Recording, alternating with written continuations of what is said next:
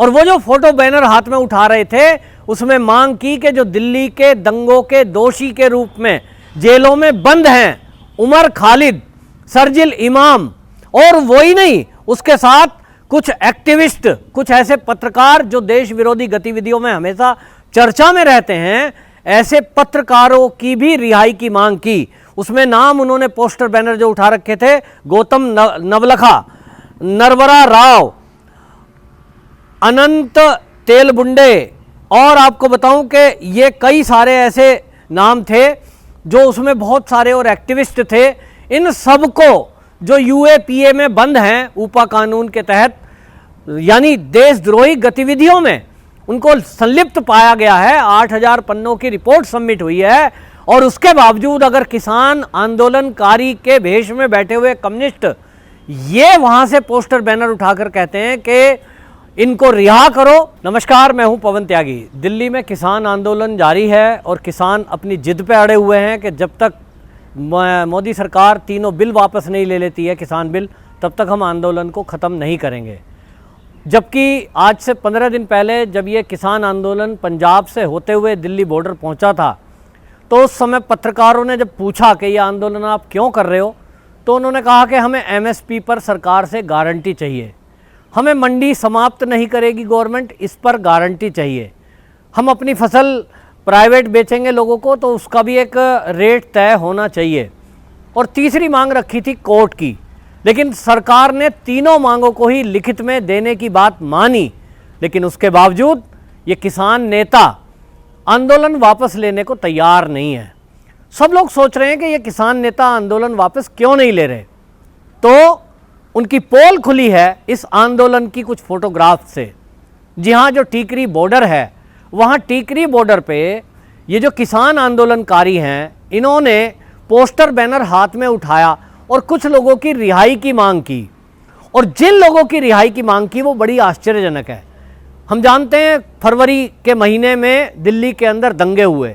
CA के विरोध को लेकर पूरी दिल्ली को जलाने की प्लानिंग की गई और कुछ लोगों ने उस प्लानिंग के तहत दिल्ली के कई एरिया में लूट, आगाजनी और हत्याएं की। 34 लोग उसमें मारे गए।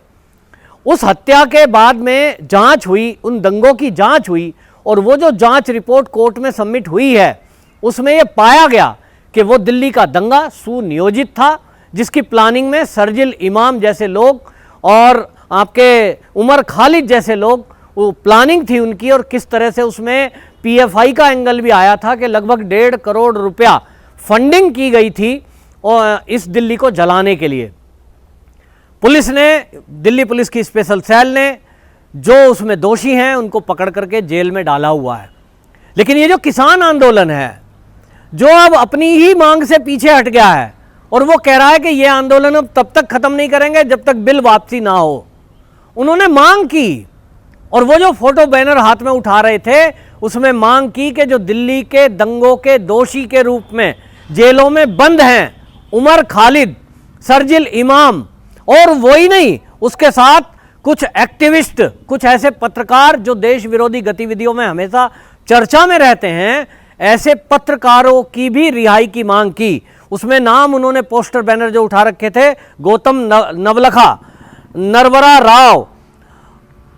अनंत तेलबुंडे, और आपको बताऊं कि ये कई सारे ऐसे नाम थे जो उसमें बहुत सारे और एक्टिविस्ट थे। इन सबको जो यूएपीए में बंद हैं ऊपा कानून के तहत, यानी देशद्रोही गतिविधियों में उनको संलिप्त पाया गया है। 8000 पन्नों की रिपोर्ट सबमिट हुई है और उसके बावजूद अगर किसान आंदोलनकारी के भेष में बैठे हुए कम्युनिस्ट ये वहां से पोस्टर बैनर उठाकर कहते हैं कि इनको रिहा करो, जो सीए के प्रोटेस्ट में बंद हुए हैं उनको रिहा करो, ऐसे पत्रकारों को रिहा करो जो जातिगत दंगा फैलाने के आरोपी थे और उत्तर प्रदेश के हाथरस में पूरी प्लानिंग कर रहे थे कि किस तरह से जातीय दंगे भड़काए जाएं।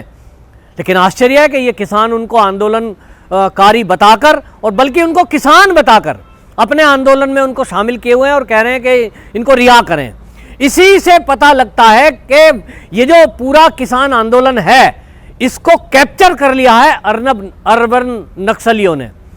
अर्बन नक्सलियों ने इसको पूरी तरह कैप्चर किया है। इसका डाउट पहले से था क्योंकि उसमें लाल झंडे दिखाई जा रहे थे, उसमें कई सारे वामपंथी नेता सामने हमारे आ रहे थे, और तब ये डाउट हुआ था कि आखिरकार ये पंजाब के आंदोलनकारी अचानक दिल्ली को घेरने की बात करते हैं और उसी स्टाइल में वहाँ वो नारे लग रहे हैं जो हमने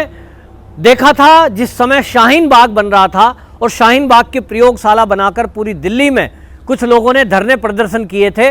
और वो नारे जो लगा रहे थे वही वैसे ही नारे उसी स्टाइल में धरना प्रदर्शन, ढपली और गाना,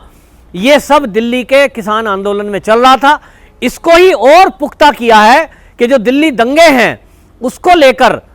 सीपीआई ने एक रिपोर्ट प्रस्तुत की है, और उसने उस रिपोर्ट में बड़ा ही शर्मनाक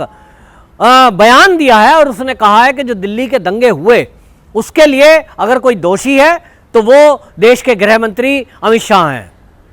अब आप देखिए, वो देश के गृह मंत्री अमित शाह को ही दोषी बता रहे हैं,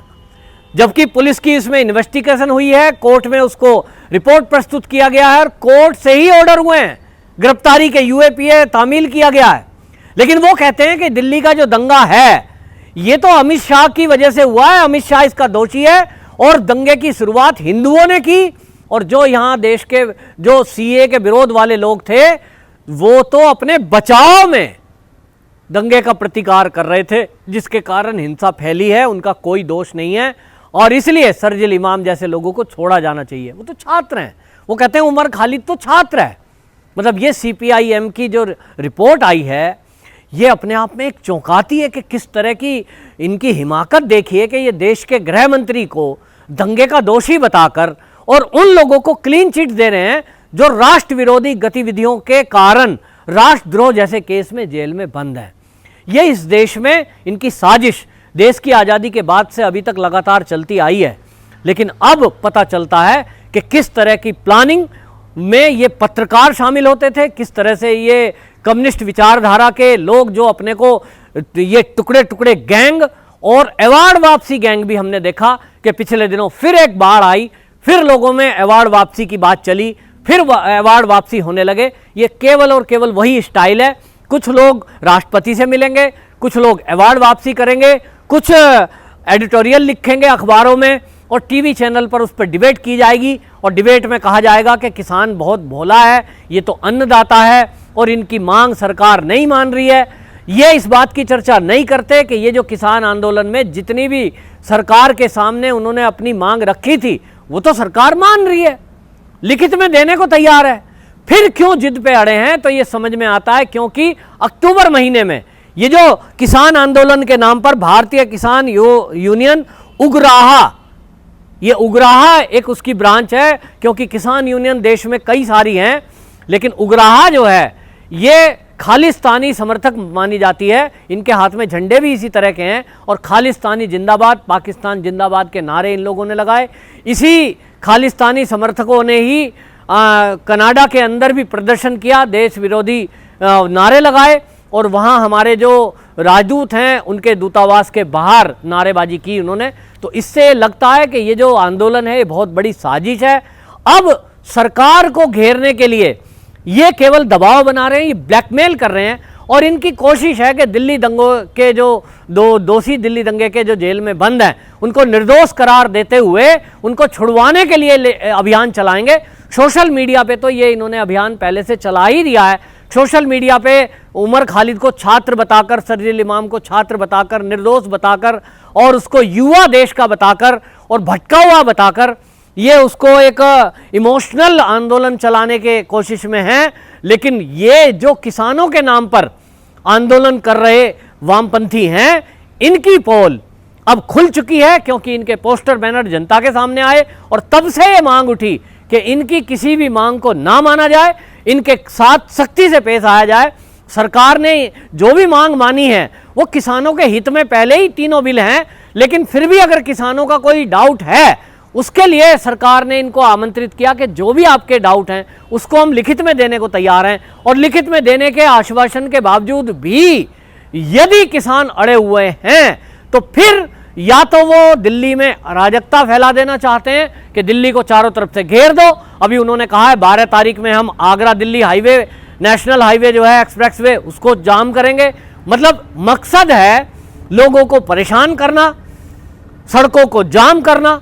और वहां धरने प्रदर्शन करना, वहां टेंट लगा करके जिस तरह से काजू पिस्ते बांटे जा रहे हैं, जिस तरह से वहां डॉक्टर बैठ रहे हैं, सेवा कर रहे हैं, वो सेवा नहीं है, वो एक तरह से मैं कहूंगा कि वो अराजकता को बढ़ावा देना है। जो भी लोग इस तरह के काम में बढ़ावा दे रहे हैं, जो भी लोग इस तरह के काम में सहायता कर रहे हैं, मैं कहूंगा कि ये लोग अराजकता को बढ़ावा दे रहे हैं, ये दोषी हैं, क्योंकि सड़क पर धरना और प्रदर्शन करना अराजकता है। किसी भी बॉर्डर को घेरना, सरकारी काम में बाधा डालना, ये दोष है, ये अपराध है। और इस अपराध में जो भी लिप्त हैं या जो मदद कर रहे हैं, उन सब के खिलाफ सख्त कार्रवाई होनी चाहिए। ये किसान आंदोलन की पोल खुल चुकी है कि ये किसान आंदोलन कुछ नहीं है, खाली किसानों के नाम पर लोगों को, किसानों को बरगलाकर और अपने स्वार्थ सिद्ध करने की एक चाल है। नमस्कार।